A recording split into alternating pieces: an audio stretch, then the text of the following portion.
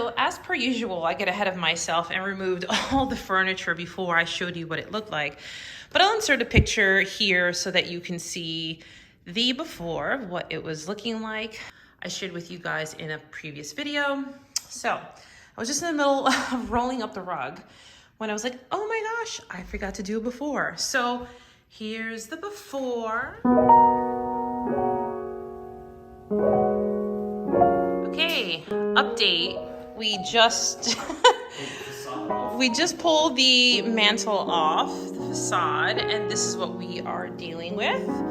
So that was actually easier than what we thought. We thought it was going to come out in like all these pieces because this was custom to the house, and we thought it was 3 additional pieces, but luckily came out in one shot. So for this project, you are going to need some wood if you are building over an existing fireplace.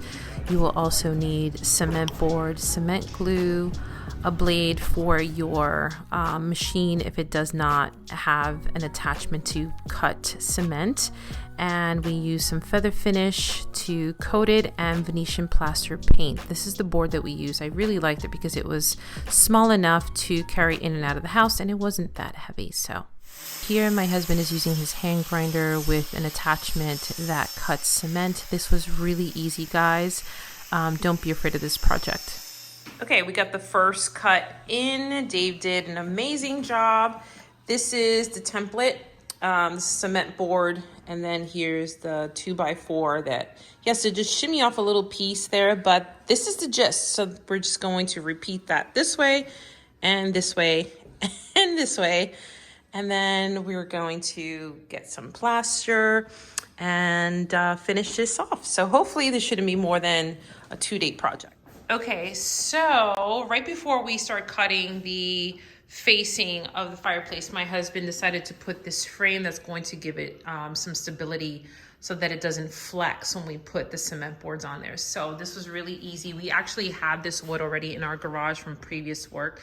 So he just cut this board and ran some bracing like alongside of there just to create strength. So yeah, that's pretty much it. So now we're gonna get ready to cut our pieces and mount them on. So it's the next day, and these are our cuts. Right now, this is a mock-up.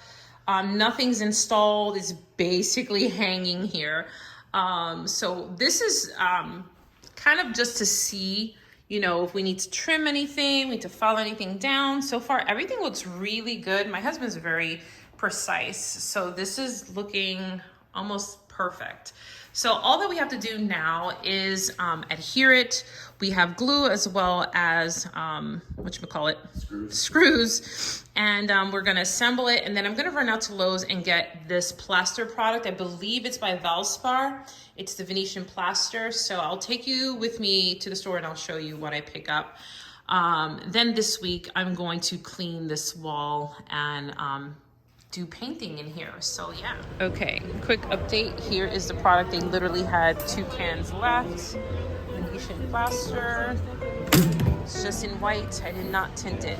So here we go. So we're using this super industrial grade bonder for the wood to the cement. Okay, and then so let me come around and show you. We've already stuck these pieces in, and this is all glued here already.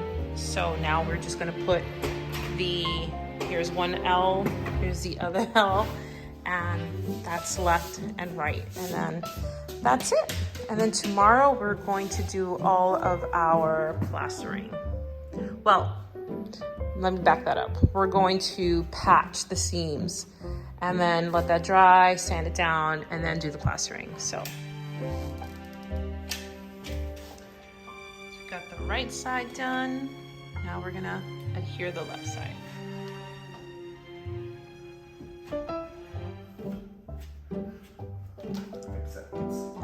Okay, I wanted to show you guys this product. Even though it looks like paint, it's super thick.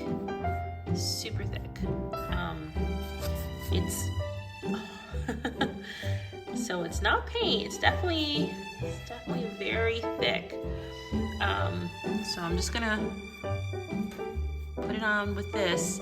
They said to use it with a plastic one, and I have one, but I don't know where it is. So either one of these is going to have to do. Now they said to put this on a really thin, so I'm gonna grab about that much. Just gonna go for it, guys.